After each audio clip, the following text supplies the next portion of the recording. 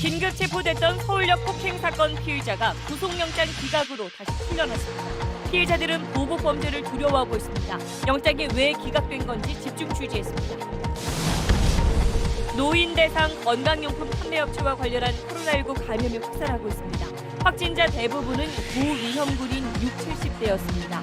비말 차단용 마스크는 온라인 판매 첫날인 오늘 접속 폭주로 사이트가 마비되기도 했습니다. 지난달 충남 태안으로 미륵국한 보트는 우리 군의 상중 감시 장비에 13차례나 잡혔는데도 그대로 통과한 것으로 드러났습니다. 우리 서해 감시망 이대로 괜찮은지 취재했습니다. 현직 부장검사가 한밤중에 길거리에서 여성을 강제추행한 혐의로 체포됐습니다. 당시 상황이 CCTV에 고스란히 포착됐습니다.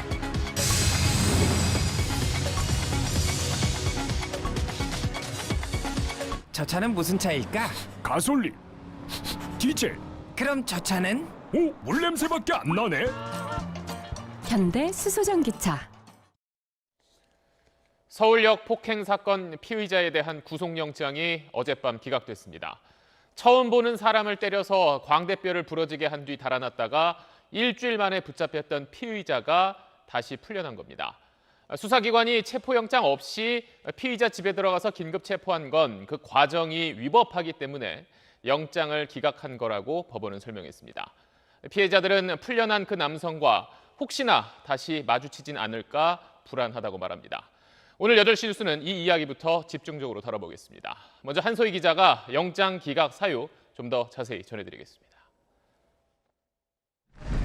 구속영장이 기각된 직후 피해자 이모 씨는 철도경찰 승합차를 타고 용산경찰서를 빠져나갔습니다. 지난 2일 서울 동작구 자택에서 긴급 체포된 지 이틀 만에 다시 풀려난 겁니다. 법원은 이례적으로 위법한 체포란 직설적인 표현까지 써가며 체포 과정의 부당함을 지적했습니다. 긴급 체포는 피의자에게 3년 이상 징역형에 해당하는 상당한 혐의가 있고 증거 인멸이나 도주 우려가 있는데도 사전에 체포영장을 발부받을 수 없는 긴급한 사정이 있을 때만 허용되는데 이 씨에 대한 체포는 이런 요건을 갖추지 못했다고 설명했습니다. 철도경찰이 이 씨의 신원과 주소, 휴대전화 번호를 파악하고 있었고 이 씨가 집에서 자고 있어 증거를 없앨 상황이 아니었던 만큼 긴급 체포를 할 만큼 급박하다고 볼 수 없다고 판단한 겁니다. 영국 속담인 한 사람의 집은 그의 성체라는 표현까지 사용했는데 철도경찰이 영장 없이 피의자 집 문을 강제로 열고 체포한 건 절차를 무시한 행위인 점을 강조하려는 것으로 풀이됩니다. 체포가 집에서 이루어질 때는 반드시 영장에 의해서 이루어져야 한다는 취지입니다. 집에서 체포가 이루어지면서 사생활을 더욱더 노출할 수가 있기 때문에 다른 장소에서보다 철도경찰은 구속영장 재신청 결정을 미루고 이 씨의 추가 범행 수사를 이어가기로 했습니다. SBS 한소희입니다. 이번 일은 서울역 안에서 일어난 거라서 국토교통부 아래에 있는 철도경찰이 사건을 맡았습니다. 그런데 철도경찰은 피의자 모습이 역 주변 CCTV 여러 곳에 찍혀 있는데도 일주일 동안 제대로 파악하지 못했고 또 체포 과정에서도 앞서 들으신 것처럼 법적 절차를 지키지 않았습니다. 이번 수사의 문제점을 강민우 기자가 조목조목 짚어드립니다. 철도특별사법경찰은 지난 2일 서울 용산경찰서와 공조해 집에서 자고 있던 피의자 이 씨를 체포했습니다. 체포 시간은 저녁 7시 15분. SBS가 입수한 CCTV 화면을 보면 철도경찰은 당일 오후까지도 주민들을 탐문하며 이 씨의 행적을 쫓았습니다. 사진이 봤잖아. 이거 누구 아는 사람인데 해가지고 CCTV 보자고 해서. 결국 이 씨 행방을 파악한 지 몇 시간 만에 체포영장도 없이 문을 따고 들어가 긴급 체포한 겁니다. 철도경찰은 이 씨가 극단적 선택을 할 수도 있어 긴급 체포했다고 했지만 성급한 체포로 이 씨 석방을 자초한 게 아니냐는 비판이 일고 있습니다. 원칙적으로 남의 주거지에 들어가서 체포하는 자체를 굉장히 엄격하게 체포영장을 신청을 하고 중간에 나오면 긴급 체포하고 그럴 수밖에 없어요. 번거롭지만. 수사 과정에서도 경찰의 공조 요청을 뜸들이는 바람에 시간을 허비했습니다. 서울역 묻지마 폭행 사건이 지난달 31일 언론에 처음 보도된 뒤 일부 경찰서는 공조 수사에 나설 것을 대비해 미리 별도 팀까지 꾸려놨지만 철도경찰의 요청이 없어 수사에 착수하지 못했습니다. 결국 경찰이 먼저 철도경찰에 공조수사를 제안했고 이후 수사 인력이 대거 투입된 뒤 하루 만에 이 씨를 붙잡은 겁니다. 철도경찰은 국토교통부, 경찰청은 행정안전부에 속하는 조직인데 범행이 역사 안에서 이루어졌어도 피의자가 역사 안에만 머무르는 게 아닌 만큼 보다 적극적인 공조 체계가 마련돼야 할 것입니다. SBS 강민우입니다. 저희는 그동안 피의자 이모 씨가 서울역 폭행 사건 말고도 또 다른 범행을 저질렀을 정황이 있다고 그 내용을 취재해서 여러분께 전해드렸습니다. 그런데도 영장이 기각됐다는 소식에 피해자들은 무섭고 또 불안하다고 말하고 있습니다. 그러면서 왜 피해자가 더 두려워하면서 살아야 하냐는 이야기도 있습니다. 김덕현 기자가 피해자들의 목소리를 들어봤습니다. 이 씨 석방 소식에 아직 입원 중인 서울역 폭행 피해자는 당혹감을 감추지 못했습니다. 너무 말도 할 수 없을 만큼 참담하고 아주 충격적인 소식이었고요. 주거 안정과 성쾌란 그런 아름다운 단어들이 피해자의 안위와 인권 보호를 위해서 쓰이기는 저도 참 꿈에도 몰랐습니다. 혹여 또 피해를 보지 않을까 두려운 마음이 앞섭니다. 왜 피해자가 이런 보복 범죄를 두려워해야 하는지 그런 상황도 굉장히 씁쓸하고. 지난 2월 이 씨 집 근처에서 위협을 당했던 다른 피해 여성도 마찬가지입니다. 풀려났다고 하니까 어디서 또 보호받지 못할 수도 있겠구나. 또 어디선가 마주칠 수도 있다라는 생각이 들어서 많이 무서워요. 동네 주민들도 불안해하고 있습니다. 애들 조심시켜야겠다고. 학원 애들 다니는 길이기도 해가지고 엄마들이 당분간 같이 좀 다녀야겠다고. 법도 소중하지만 그런 사람을 내놔서 만약에 큰 피해가 가면 법원에서 우리 물어준대 가. 그건 아니잖아. 이 씨가 저지른 범죄 정황이 연이어 드러나면서 경찰은 주민들을 상대로 추가 피해가 있었는지 탐문 수사를 벌였습니다. 풀려난 이 씨는 지방에 있는 부모 집으로 갔는데 이 씨 부모가 이 씨를 정신과 병원에 입원시켰다고 철도경찰은 밝혔습니다. SBS 김덕현입니다. 다음은 코로나19 속보 살펴보겠습니다. 어르신들을 상대로 건강제품 팔아온 업체에서 확진자가 여러 명 나왔다는 소식 어제 전해드렸는데 오늘 33명으로 더 늘었습니다. 그 가운데 한 명은 자가격리 통보를 받은 상태에서 서울 아산병원을 방문해서 병원의 일부가 폐쇄됐습니다. 먼저 김영래 기자입니다. 방문 판매업체 리치웨이에서 첫 코로나19 환자가 나온 지 사흘 만에 관련 확진자가 33명으로 늘었습니다. 노인 대상 건강용품을 판매하는 업체에서 발생한 집단 감염 규모가 점점 커지는 양상이어서 방역 당국엔 비상이 걸렸습니다. 당국은 직원들 외에도 방문자 180여 명을 확인해 동선을 추적하고 있습니다. 환자분들이 대부분 다 60대 또 70대 최고령으로는 그 86세 되신 분이 있는 것으로도 저희가 파악을 하고 있습니다. 관련 확진자들 가운데 한 명인 60대 남성은 어제 코로나19 검사를 받았는데 결과가 나오기 전까지 자가격리하라는 통보를 어기고 오늘 아침 서울 아산병원에 진료를 받으러 방문했습니다. 병원은 해당 환자가 다녀간 검사실 등 일부 시설을 폐쇄했습니다. 환자분께서도 마스크를 착용하고 계셨고 아직까지 밀접 접촉자는 없는 것으로 확인되었습니다. 서울 양천구에서는 탁구장을 고리로 한 집단 감염이 확인됐습니다. 어제 양천구 거주 50대 남성이 처음 확진 판정을 받았는데 역학조사 결과 지난달 28일부터 일주일 동안 주변 탁구장 3곳을 방문한 걸로 확인됐습니다. 이후 같은 시간대 탁구장에 있던 사람 3명이 추가로 확진 판정을 받았습니다. 탁구장은 고위험 시설인 실내 체육시설로 분류되지 않아 방문자 명단 작성이 의무가 아닙니다. 보건당국은 최근 서울 양천구 양천탁구클럽 등 3개 탁구장을 방문한 사람은 증상이 없어도 보건소로 신고해달라고 당부했습니다. SBS 김영래입니다. 기존의 보건용 마스크보다 얇고 가벼우면서 또 침방울 같은 입자를 어느 정도 막아내는 이른바 비말 차단용 마스크가 오늘부터 인터넷에서 판매를 시작했습니다. 더운 날씨에 찾는 사람이 몰리면서 판매 사이트가 멈추기도 했었는데 첫날 준비한 20만 장은 오늘 낮 2시쯤에 다 팔렸습니다. 박찬범 기자가 취재했습니다. 비말 차단용 마스크 판매 업체의 온라인 사이트입니다. 마스크 판매 시작 전부터 사람들이 한꺼번에 몰리며 서버가 다운되더니 판매가 본격화된 오전 9시 이후에도 내내 접속 지연과 오류가 이어졌습니다. 이상 징후라고 해가지고 일종의 해킹을 당하거나 문제가 있는 걸로 저희 회사의 인터넷진흥원에서 직접 확인 전화가 오셨었어요. 동시 접속자 수가 최대 780만 명까지 치솟은 가운데 대부분은 구매를 포기해야 했습니다. 인터넷 기사를 바로 찾아보니까 다들 안 된다고 그렇게 나와서 안 되는구나 하고 포기하고 더 이상 안 했어요. 이 와중에도 오늘 준비된 물량 20만 장은 오후 2시쯤 다 팔려나갔습니다. 식약처는 월말까진 비말 차단용 마스크 생산량이 하루 100만 장 수준으로 늘 거라고 밝혔습니다. 하지만 공적 마스크로 공급하는 방안에 대해선 선을 그었습니다. 시장 유통량이 그만큼 더 줄어들 수 있어서 비말 차단용을 공적 마스크로 까지 할 상황은 아니라고 판단을 했습니다. 날이 더워질수록 비말 차단용 마스크의 인기는 더욱 높아질 전망입니다. 입자 차단 성능은 KF 기준 55에서 80 사이로 보건용 마스크에 비해 떨어지지만 얇고 숨쉬기가 편해 여름에 선호되기 때문입니다. 때문에 현재 공적 마스크로 공급되는 보건용 마스크 수요 상당수가 비말 차단용 마스크로 몰릴 경우 시장 품귀 현상은 당분간 이어질 것으로 보입니다. SBS 박찬범입니다. 코로나19 같은 감염병에 앞으로 더 효율적으로 대처하기 위해서 정부가 질병관리본부를 질병관리청으로 승격하는 방안을 그제 내놨습니다.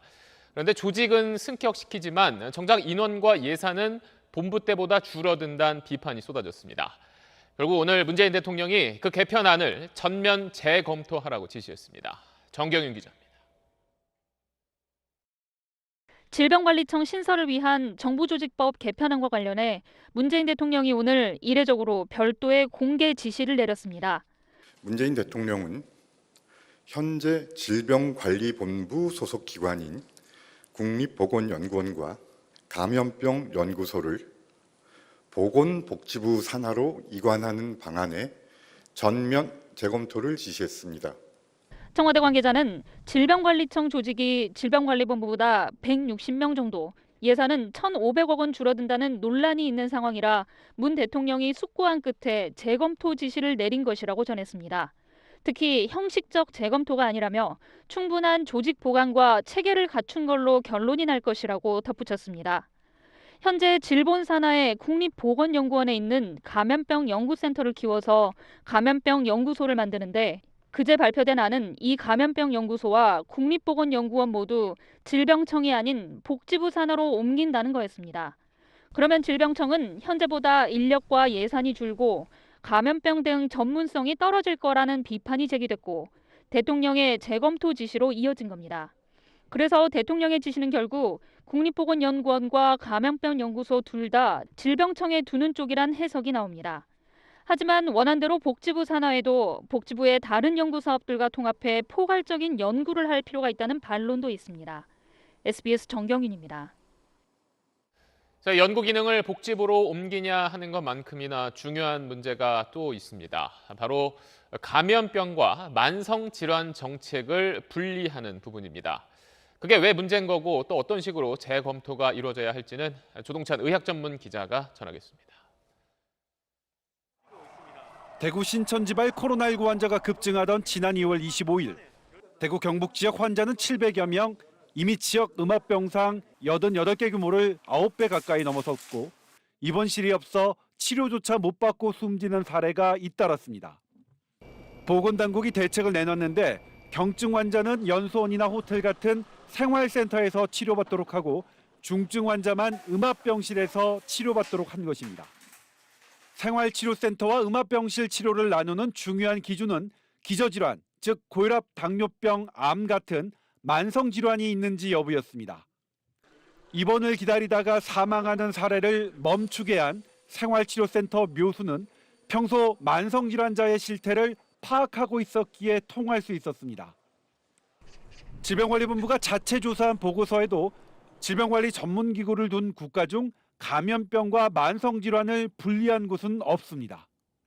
감염병 전담기구로 출발했던 핀란드도 결국 만성질환을 포함시켰습니다. 모든 질환이 감염병에서 발생을 하고 우리가 암 환자들도 감염병으로 사망을 하시거든요. 그건 떨어질 수가 없는 겁니다. 전문적인 인력이 잘 유입될 수 있도록 인사제도도 함께 개선돼야 합니다.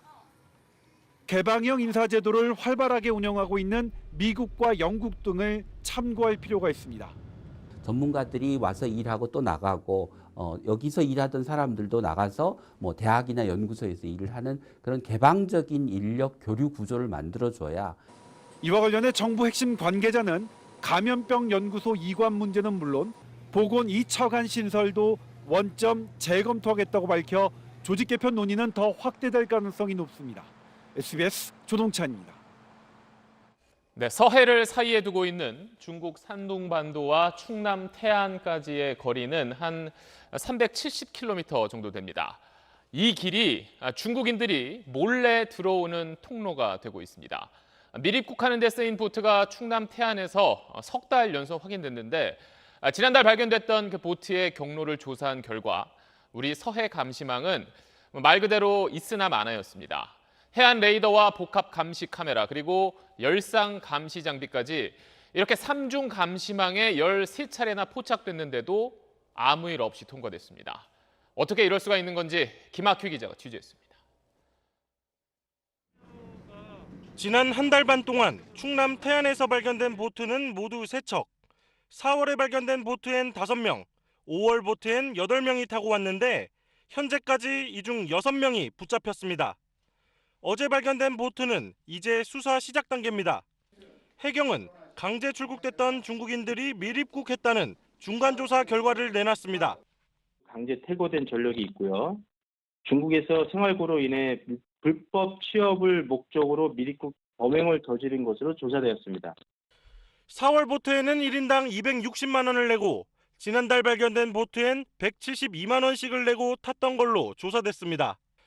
보트 하나의 의지에 서해를 건넌 이 중국인 밀입국자들에게 우리 서해 감시망은 구멍이었습니다.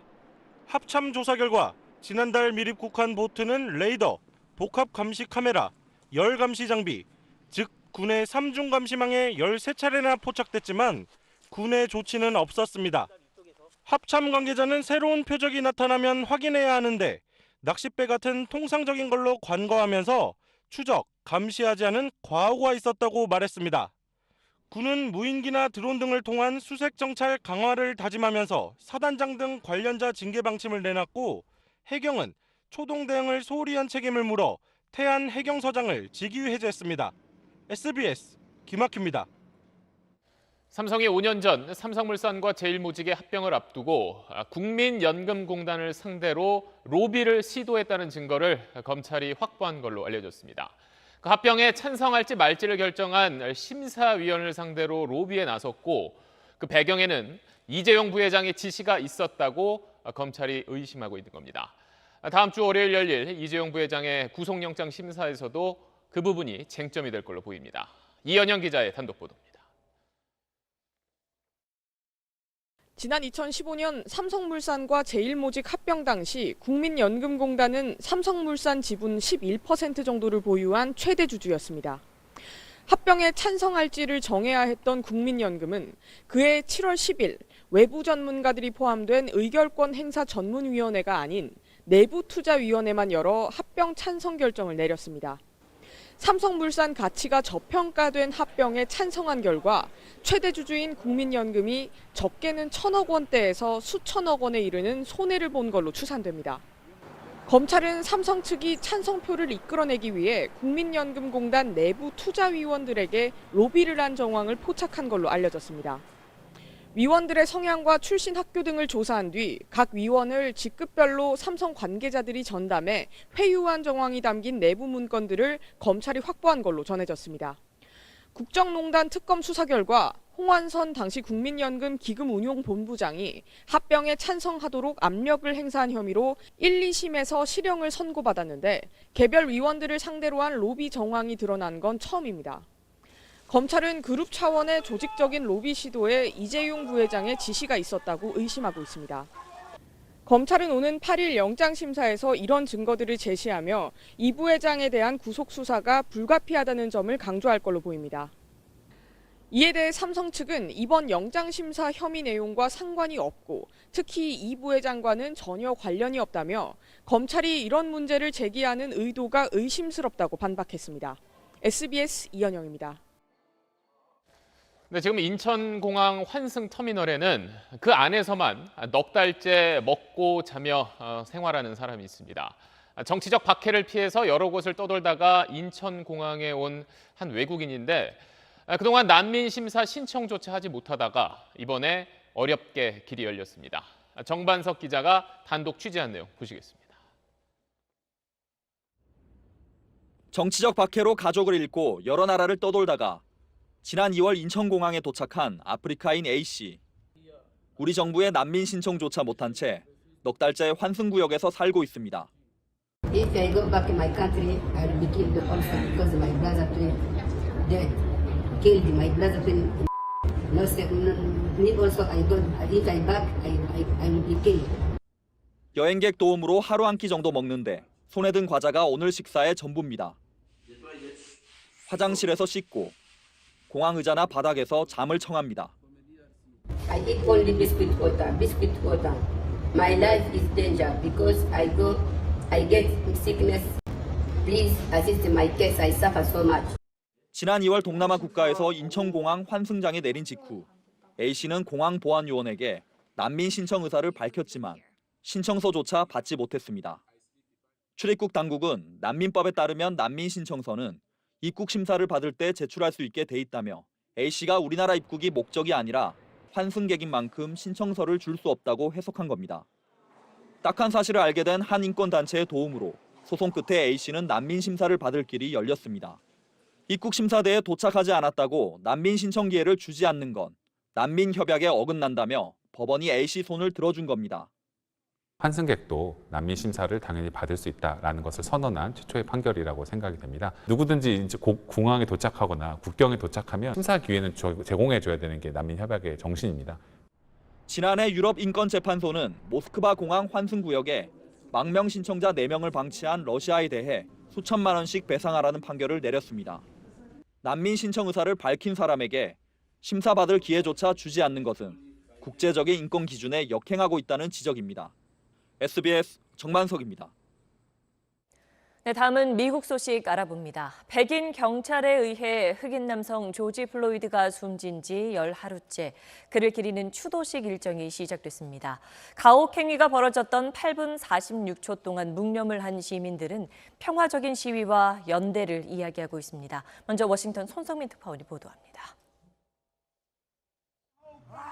미니애폴리스 길거리에서 숨진 지 열하루째 만에 플로이드 씨가 안식의 길에 들었습니다.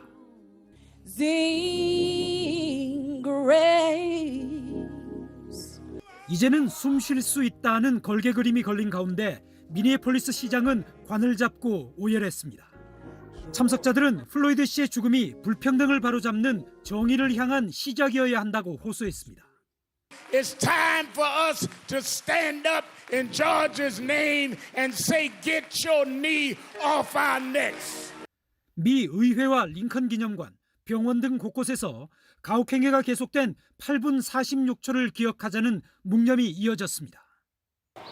백악관앞 집회에서는 흑인은 물론이고 이렇게 보시는 것처럼 백인들의 참여도 눈에 띄게 늘어났습니다. 어젯밤 보여줬던 불빛 시위처럼 평화와 연대를 강조하는 목소리가 많았습니다. 한국의 촛불 집회를 안다는 한 참가자는 촛불과 휴대전화 불빛은 같은 맥락이라고 설명했습니다. I think it's a sign of solidarity and a way to show that, we're all coming together, everyone can shine their light together. So that's the meaning behind it.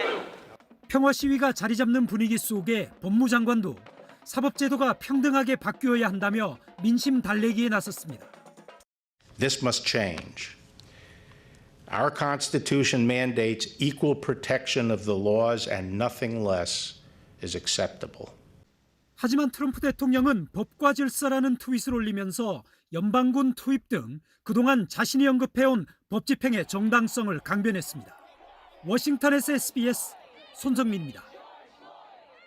경찰의 과잉 진압으로 조지 플로이드가 숨진 뒤에도 미국 곳곳에선 경찰의 폭력이 이어졌습니다. 미국 민주당은 경찰의 목 누르기를 금지하는 법안을 추진하겠다고 밝혔습니다. 김지성 기자가 보도합니다. 지난달 31일 미국 시카고의 한 할인 매장 앞 경찰이 곤봉으로 자동차 유리창을 깨고 차 안에 있던 흑인 여성들을 끌어냅니다. 바닥에 엎드리게 하고 무릎으로 목을 누릅니다. 미 전역이 조지 플로이드의 사망에 대한 항의 시위로 들끓었지만 경찰의 목 누르기는 여전히 계속됐던 겁니다. The officer had his knee in my neck, and all I thought about was what happened with George Floyd.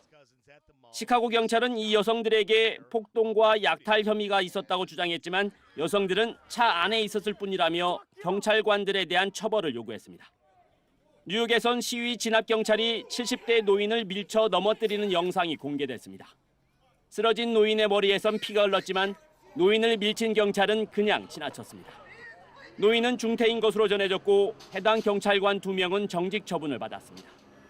야당인 민주당은 경찰 개혁안을 추진하겠다고 밝혔습니다. 경찰의 면책 특권을 줄이고 목 누르기를 금지하는 방안이 포함됩니다. 그동안 미국에선 경찰이 과도한 폭력을 행사해도 임무 수행 중이었다면 면책 특권을 적용받아 처벌받지 않은 사례가 많았습니다. May we honor those dead by protecting all who are alive. 민주당이 장악한 하원에선 법 통과가 예상되지만 상원은 공화당이 다수여서 최종 입법 여부는 장담할 수 없습니다. SBS 김치성입니다. 다음 소식입니다. 현직 부장검사가 늦은 밤 길거리에서 여성을 성추행한 혐의로 현장에서 체포됐습니다. 술에 취해서 여성을 뒤따라가고 어깨를 잡는 모습이 CCTV에 그대로 잡혔습니다. 송성준 기자가 보도합니다. 여성의 뒤를 중년 남성이 비틀거리며 따라갑니다. 여성이 건널목 앞에서 신호를 기다리자 뒤따라온 남성이 갑자기 두 손을 뻗어 여성의 어깨를 잡습니다. 놀란 여성이 뒤돌아보자 이 남성은 뒤로 물러서 아무것도 아니라는 듯 두 손을 내젓습니다. 지난 1일 밤 11시 20분쯤 부산 진구 도시철도 양전역 부근에서 벌어진 일입니다. 이 남성은 시청 인근의 햄버거 가게 안까지 여성을 뒤따라갔습니다. 여성을 뒤쫓은 거리만 1km입니다. 결국 남성은 여성의 신고로 출동한 경찰에 현행범으로 체포됐습니다. 경찰이 오자 슬그머니 가게를 빠져나갔다가 뒤쫓은 경찰에 붙잡혔습니다. 경찰 신원 확인 과정에서 이 남성은 부산지방검찰청의 현직 부장검사로 드러났습니다. 경찰은 당시 술에 취한 상태였던 부장검사를 귀가 조치했고 조만간 불러 강제추행 혐의를 조사할 계획입니다. 일단은 조율 중입니다. 최대한 빨리 조사를 하도록 하겠습니다. 사건 이후 해당 부장검사는 정상 출근해 업무를 보고 있고 아직 별다른 인사조치도 받지 않은 것으로 알려졌습니다. 부산지검은 자체적으로 사실관계를 확인 중이라며 그 결과에 따라 엄정하게 처리하겠다고 밝혔습니다. SBS 송선준입니다. 한 공공기관 고위 직원이 다른 직원들에게 성희롱과 폭언을 일삼아 파면된 일도 있었습니다. 성희롱에 내려질 수 있는 가장 무거운 징계가 결정된 겁니다. 배정훈 기자의 단독 보도입니다. 지난해 10월 한국저작권보호원에 부임한 A 실장. 각종 성희롱 발언에서부터 남자친구가 없다고 이제 알고 있었는지 약속도 없는데 왜 이렇게 이쁘게 입고 왔어? 뭐 이러고. 야근을 좀 더 시간을 하고 가겠다라고 했는데 다시 그 여직원이 퇴근할 때까지 또 기다린 거예요. 그래서 이분이 늦으니까 자기가 태워주겠다라고 했죠. 고용 형태에 대한 폭언도 일삼았습니다. 30대 여자로 무기직으로 어중간하게 있을 것 같으면 결혼해라. 부모가 너 뭐 무기직하고 있으라고 공부시킨 줄 아냐. A 실장이 온 이후 퇴사한 무기직 직원만 4명. 참다 못한 직원들이 지난 2월 공식적으로 징계를 요구했습니다. 반론을 제기하려고 하면 뭐 언성을 높이시거나 뭐 아니면 어디 감히 너가 나한테 말대꾸를 하냐는 식으로 대꾸를 하시거나. 두 차례 인사위원회 결과 A 실장에겐 파면 결정이 내려졌습니다. 공직사회의 성인지 감수성이 크게 향상됐다는 평가가 나올 정도로 이례적인 조치입니다. 지난 4년간 성희롱으로 인한 파면 결정은 8건, 전체 성희롱 관련 징계의 2.3%에 불과했습니다. 성희롱, 성차별 등 직장 내 괴롭힘과 부당노동 행위가 다시는 발생하지 않도록 엄중한 조치가 취해져야 할 것입니다. 특히 부처나 공공기관에서 솜방망이 징계가 이루어지지 않도록 관련 규정도 개정해야 합니다. A 실장은 아직 최종 징계 결과가 확정된 건 아니라며 그 이상의 입장을 밝히기는 어렵다고 말했습니다. SBS 배정훈입니다.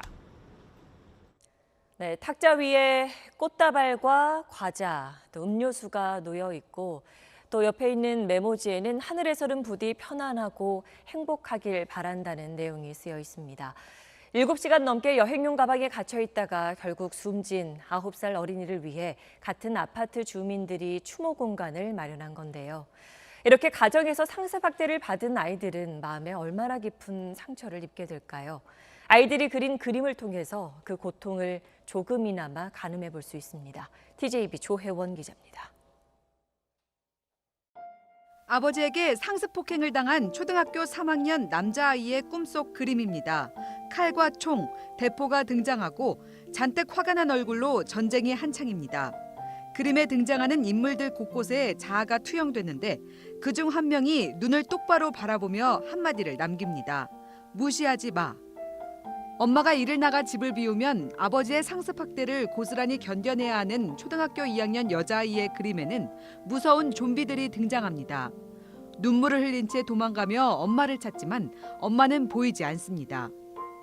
15살 지적장애 남학생은 알코올 중독 아버지의 폭행과 폭언에 결국 엄마가 가출했고 시설에서 생활하고 있습니다. 포근한 엄마 품에서 보호받고 싶지만 목에는 구멍이 뚫려 있고 얼굴에는 상처가 가득합니다. 상습학대를 당한 아동들의 그림에는 폭력성과 동시에 자존감이 떨어져 위축된 모습의 공통점이 있습니다. 화, 분노 이런 게 내재되어 있기 때문에 언어로 표현하기보다는 자기 부모와 똑같이 폭력을 가할 수 있는 어떤 그런 문제가 가장 두드러진다는 거예요. 학대는 뇌에도 새겨져 정서적, 신체적 발달을 뒤처지게 만듭니다. 특히 만 2세까지 학대는 치명적이고 만 10세가 될 때까지의 괴롭힘은 어른이 된 뒤에도 돌이킬 수 없는 후유증을 남깁니다. TJB 조혜원입니다. 전동 킥보드 이용하는 분들이 많아지면서 사고도 크게 늘고 있습니다. 하지만 사고에 대비해 보험에 들고 싶어도 개인이 가입할 수 있는 상품은 없습니다. 유덕기 기자가 보도합니다. 유근수 씨는 지난 3월 전동 킥보드를 타고 도로를 달리다 맞은편에서 비보호 좌회전하는 차량과 부딪혔습니다. 상대 차량 보험회사로부터 수리비를 보상받았지만 마음고생이 심했습니다. 가해자분이 자기는 잘못이 없다고 보험사가 없으니까 저는 집에서 계속 전전긍긍하는 거예요. 한 보험사에서만 전동 킥보드와의 자동차 사고가 3년 새 18배 가까이 늘었을 만큼 전동 킥보드 관련 사고는 급증세입니다. 일부 보험회사가 공유 킥보드 업체에 보험을 제공하고 있지만 개인이 가입할 수 있는 보험은 없습니다. 최근 서울 남부지법은 전동 킥보드가 자동차 관리법에 적용을 받는 이륜 자동차, 즉 오토바이에 해당한다는 판결을 내렸지만 보험업계와 정부 부처에서는 여전히 해석이 엇갈립니다. 오토바이로 본다면 당연히 의무보험이 있어야 하지만 번호판도 없는 전동 킥보드 관련 보험이 개발되기 어려운 실정입니다. 국토부 관계자는 전동 킥보드를 오토바이로 보기엔 무리가 있다며 전동 킥보드 같은 개인형 이동수단의 안전한 이용을 위한 법을 마련하는 중이라고 설명했습니다. 사람이 다쳤을 때 보상을 해주고 어떤 다른 사람의 재산의 피해를 입혔을 때 보상을 해주는 전체적인 구조는 자동차 보험과 유사하게 가져가야 되는 거예요. 지난달 도로교통법이 개정돼 연내에 별도의 면허 없이 만 13세 이상이면 전동 킥보드 운전이 가능해집니다. 사고 증가가 뻔한 상황에서 보험을 포함한 관련법 정비가 시급합니다. SBS 유덕기입니다. 어린이 교통사고에 대한 방대한 자료를 분석해 문제점을 짚어보는 연속 보도 전해드립니다. 스쿨존이 있어도 불법 주정차 문제가 해결되지 않아 여전히 위험한 상황이 많이 벌어지는데 단속만으로 해결될 문제가 아닙니다. 어떤 대안이 있는지 정혜경, 손영환 기자가 짚어봤습니다. 갑자기 튀어나온 어린이를 차량 앞으로 불쑥 뛰어나온 아이. 보행자 사고의 60%는 운전자의 시야가 불법 주정차 차량에 가려서 일어납니다. 어린이들이 갑자기 뛰쳐나오기 쉬운 스쿨존은 더 위험합니다. 그래서 마부작침팀은 최근 5년간 스쿨존 불법 주정차 단속 현황을 분석해봤습니다. 서울 금천구의 관내 스쿨존은 45곳, 서초구는 59곳입니다. 하지만 구청별로 단속과 계도 가운데 어느 쪽에 치중했는지에 따라 불법 주정차 단속 건수가 200배 이상 차이가 났습니다. 단속 건수가 많다고 불법 주정차가 줄어든 것은 아닙니다. 최근 5년 불법 주정차 단속 건수가 가장 많았던 초등학교 주변을 찾아가 봤습니다.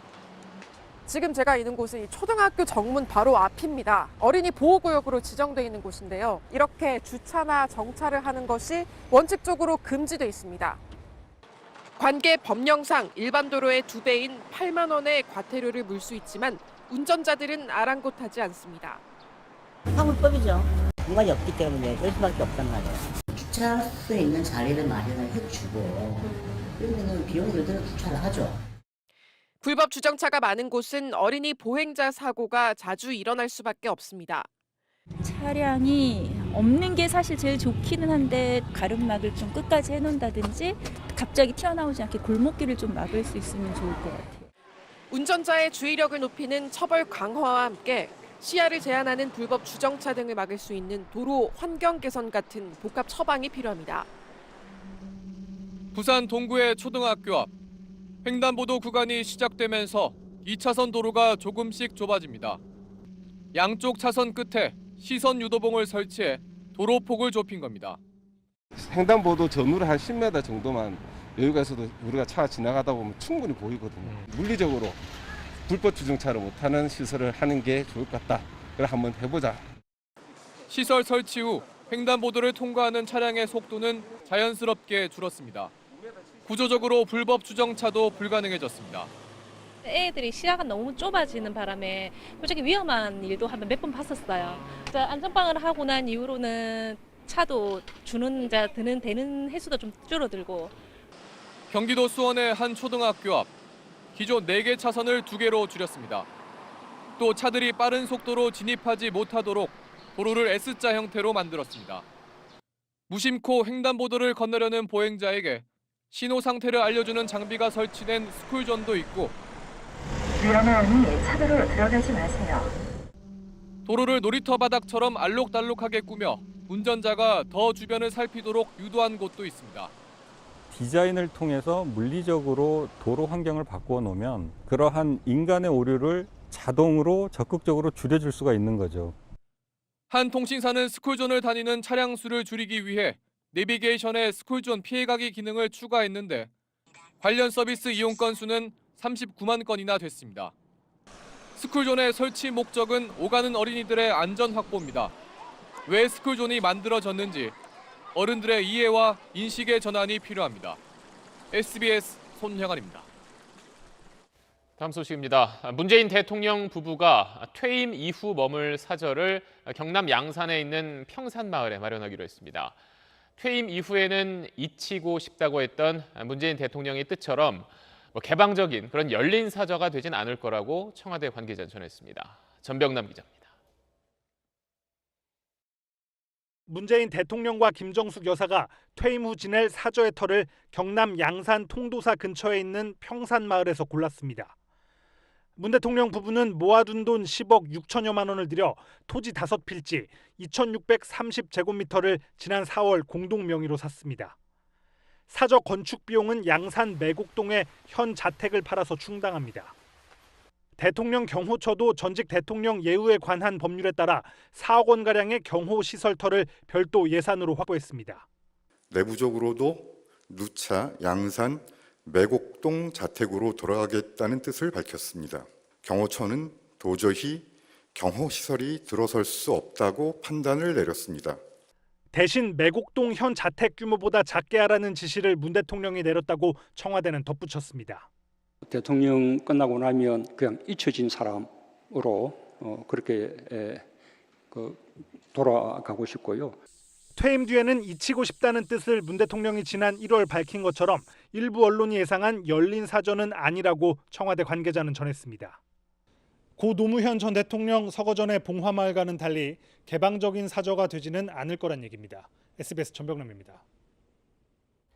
21대 국회 첫 본회의가 민주당이 공언한 대로 오늘 오전 열렸습니다. 원 구성 협상이 계속 평양선을 그으면서 통합당 의원들은 항의 발언만 한 뒤에 곧바로 퇴장했고 그렇게 제1야당이 불참한 가운데 국회의장과 부의장이 선출됐습니다. 김수영 기자입니다. 오늘 오전 여야 의원들이 참석한 가운데 21대 국회 첫 본회의가 열렸습니다. 국회 문은 열렸지만 이내 파행으로 이어졌습니다. 의사일정 합의가 없기 때문에 오늘 이 본회의는 적법하지 않다는 점을 말씀드립니다. 원내대표의 발언 직후 통합당 의원들은 일제히 본회의장을 떠났습니다. 통합당 의원들 불참 속에 6선으로 21대 국회 최다선인 민주당 박병석 의원이 국회의장에 선출됐습니다. 소통은 공감을 낳고 공감대를 넓히면 타협에 이를 수 있습니다. 국민 통합도 그 출발점은 소통입니다.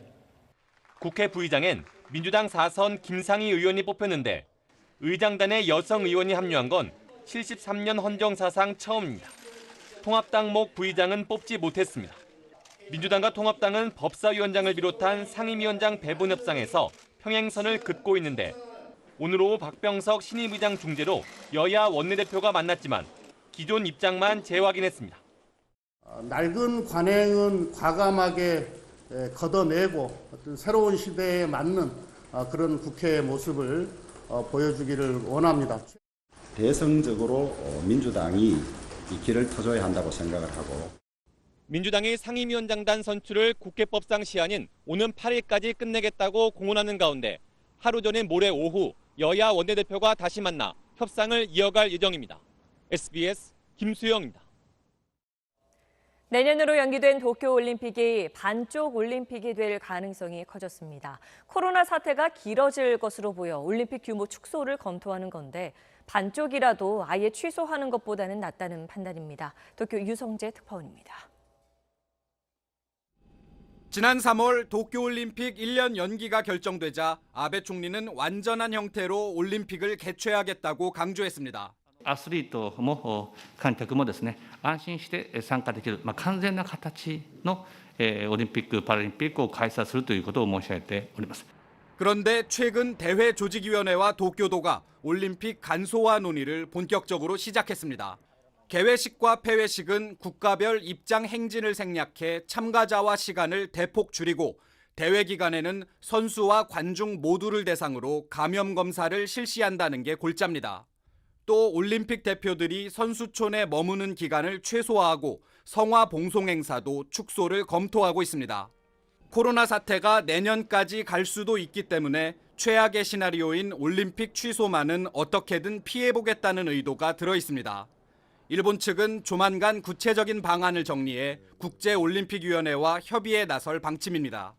何が最適なのかということを考えていく中ではやはり合理化を含めて対応していかなければいけないというふうに思いますし 코로나 대응으로 개최 도시 도쿄의 재정 여력이 급격히 약해지는 것도 축소 검토의 이유 가운데 하나입니다. 현실이 된다면 반쪽 올림픽이 될 수밖에 없습니다. 일각에서는 이럴 거면 개최권을 반납하자는 의견까지 나오고 있습니다. 도쿄에서 SBS 유성재입니다. 어제 북한 김여정의 담화 이후 대북 전단 규제 논란에 다시 불이 붙었죠. 접경 지역에선 전단 살포가 위험하고 무책임하다며 처벌 규정 만들어달라는 요구가 나왔는데 오늘도 한 선교단체는 북한에 쌀 보내는 행사를 하려다가 지역 주민들과 마찰을 빚었습니다. 김아영 기자가 취재했습니다.